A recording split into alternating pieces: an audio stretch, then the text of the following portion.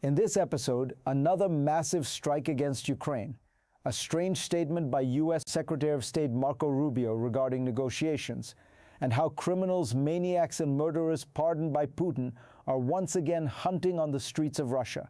Lukashenko has pushed things too far. Russian Shahed drones appeared over Belarus today. Meanwhile, Donald Trump named a possible date for signing a peace agreement between Ukraine and Russia.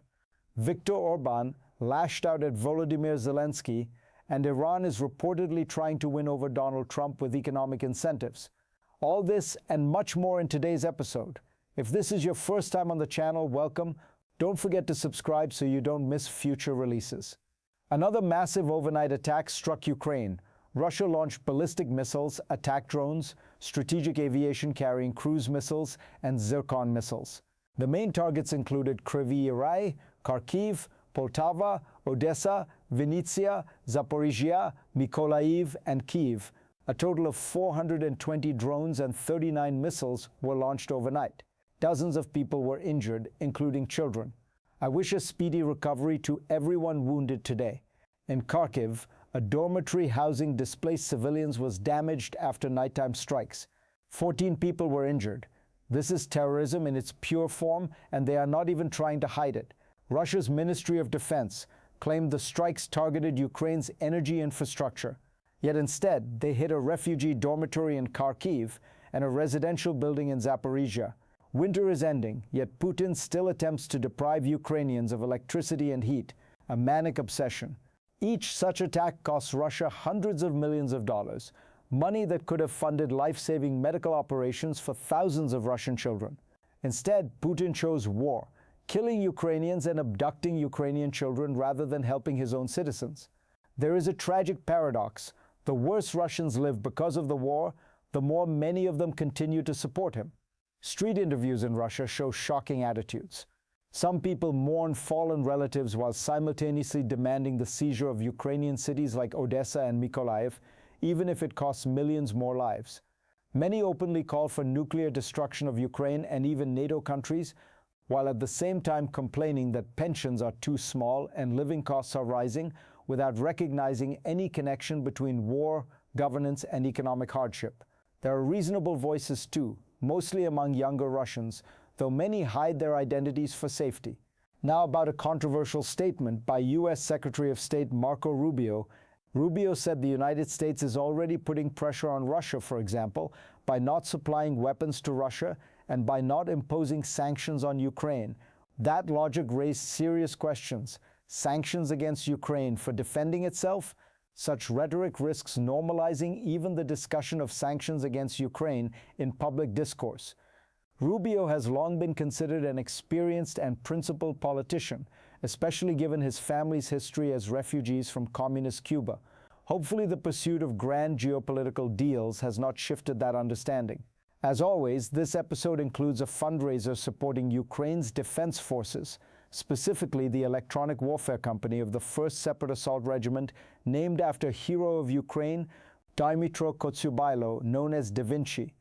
The unit needs assistance repairing vehicles and restoring electronic warfare systems that protect soldiers from enemy drones. Every donation directly saves lives. Together we are a powerful force.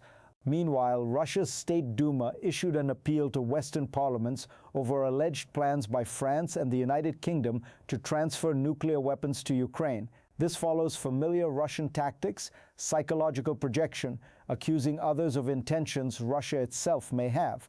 Notably, Russia previously transferred tactical nuclear weapons to Belarus, something Lukashenko has openly boasted about.